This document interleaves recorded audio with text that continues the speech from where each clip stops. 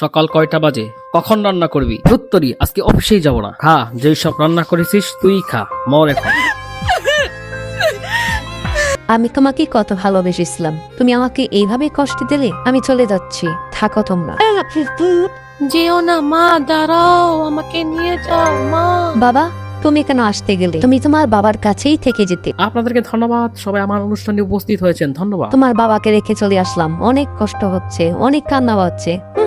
কেঁদো না মা, কেঁদো না। আমি কষ্ট করে পরিশ্রম করে টাকা জমিয়ে আমি তোমাকে চিকিৎসা করাবো। তাহলে আমি যাই, বাই। আমি এখন বুঝতে পেরেছি তোমার সাথে এমনটা করা একদমই ঠিক হয়নি।